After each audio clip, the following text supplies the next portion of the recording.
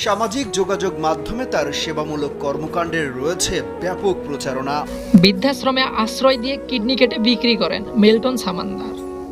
মানবতার সেবক হিসেবে পরিচিত মিল্টন সামান্দার। সামাজিক যোগাযোগ মাধ্যমে তার সেবামূলক কর্মকাণ্ড রয়েছে ব্যাপক প্রচারণা, যেখানে দেখা যায় অসহায় দুস্থ মানুষের সেবায় তিনি গড়ে তুলেছেন child and old age care নামের একটি বৃদ্ধাশ্রম। রাস্তা থেকে অসুস্থ ও ভবঘুরেদের কুড়িয়ে এই বৃদ্ধাশ্রমে আশ্রয় দিয়েছেন তিনি। আর জনসেবামূলক এসব কর্মকাণ্ডের স্বীকৃতি হিসাবে পেয়েছেন সরকারি বেসরকারির নানান পুরস্কার। তবে মানবিকতার আড়ালে প্রকৃতপক্ষে মিল্টন সামান্দার একজন ভয়ঙ্কর প্রতারক।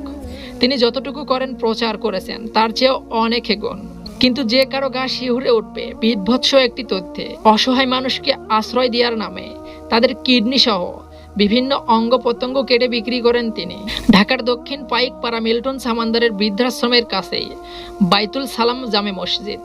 বৃদ্ধাশ্রমে মারা যাওয়া ব্যক্তিদের একসময় এই মসজিদেই বিনামূল্যে গোসল করানো হতো। তার মানবিকতার কাজের উদ্ভব হয়ে মসজিদ কর্তৃপক্ষ তাকে এই সুবিধা দিয়েছিল। তবে গোসল করানোর সময় দায়িত্বপ্রাপ্ত ব্যক্তিরা প্রায় প্রতিটি মরদেহের বিভিন্ন স্থানে কাটা ছিঁড়ার দাগ শনাক্ত করেন। এ বিষয়ে মিল্টন সামান্দারকে প্রশ্ন করে মসজিদ কর্তৃপক্ষ। এরপর এই মসজিদে মরদেহ পাঠানো বন্ধ করে দেন মিল্টন সামান্দার। মিল্টন সামান্দারকে দীর্ঘদিন ধরেই চেনেন স্থানীয় একটি মাদ্রাসা পরিচালক তোফাজ্জল হোসেন। তিনি বলেন, মিল্টন একসময় বাসা ভাড়া শোধ করতে পারতেন না। এখন তিনি এগুলো করে কোটি কোটি টাকার মালিক। দামি গাড়িতে চড়েন, আড়ালে মানুষের অঙ্গ প্রত্যঙ্গ চুরি করেন। আমাদের বাইতুল সালামা মসজিদে ওর মরদেহ ফ্রি গোসল করিয়ে দেওয়ার সিদ্ধান্ত হয়েছিল। কিছু মরদেহ গোসল করানোর পর দেখা যায় সবগুলো শরীরের কাটা দাগ।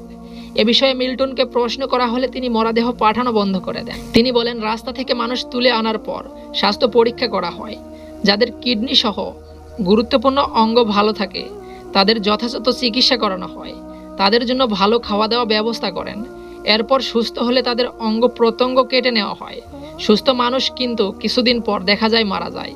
তোফাজ্জল হোসেন আরও বলেন, বারেক চাচার মরদেহ গোসল করাতেন। চাচা বলেছেন, তিনি একবার ওর আশ্রমে গিয়ে এক ব্যক্তিকে সুস্থ সবল দেখে এসেছেন। এর 2-3 দিন পর মসজিদে গোসল করানোর জন্য ওই ব্যক্তির মরদেহ আসে। এই লাশের শরীরেও পেটের দিক দিয়ে কাটা দেখা যায়। এরপর বারেক চাচা মরদেহ গোসল করাতে অস্বীকৃতি জানান। অনেকে খোঁজাখুঁজির পর দক্ষিণ পীরেবাগ আমতলা বাজারে গিয়ে সন্ধান মিলে সেই বারেক চাচার। মোবাইল নাম্বার সংগ্রহ করে তাকে ফোন করা হলে তিনি নিচে নামছেন জানিয়েছে বাসার নিচে অপেক্ষা করতে বলেন, কিন্তু এরপর ফোন বন্ধ করে দেন। কয়েক ঘন্টা পর ইন্টারকমে ফোন করে একজন লোক মারা গেছেন বলা হলে তিনি নিচে নামেন। তবে আশ্রম থেকে আসা মরদেহ সম্পর্কে জানতে চাইলে তিনি স্পষ্ট করে কিছু বলতে রাজি হননি। বারেক নামের এই ব্যক্তি বলেন, আমি আগে তার মরদেহ গোসল করাতাম, এখন আর করাই না। এর কারণ জানতে চাইলে কিছু বলতে অপারগতা প্রকাশ করে বলেন, আমি বয়স্ক মানুষ, তার সঙ্গে আমার দীর্ঘদিন ধরে কোনো যোগাযোগ নেই। চাইল্ড অ্যান্ড ওল্ড এজ কেয়ারে কাজ করেছেন। নাম প্রকাশ না করা সত্ত্বেও এমন একজন বলেন, কোনো রোগী অসুস্থ হলে সরকারি হাসপাতালে নেওয়া হয় না, এখানে রেখেই চিকিৎসা করা হয়।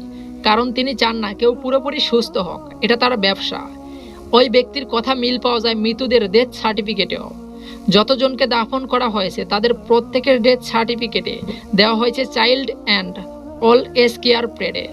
একটি বৃদ্ধাশ্রমে এত মানুষের মৃত্যু বিষয়টি অবহিত করে মন্তব্য চাওয়া হলে বাংলাদেশ মেডিকেল অ্যাসোসিয়েশন BMA সাবেক সভাপতি অ্যাডভোকেট ডাক্তার রশিদ মাহমুদ কালবেলাকে বলেন, এত মানুষ মারা যাওয়ার অস্বাভাবিক, তার মানে ওনার ওখানে প্রপার চিকিৎসা ব্যবস্থা নেই।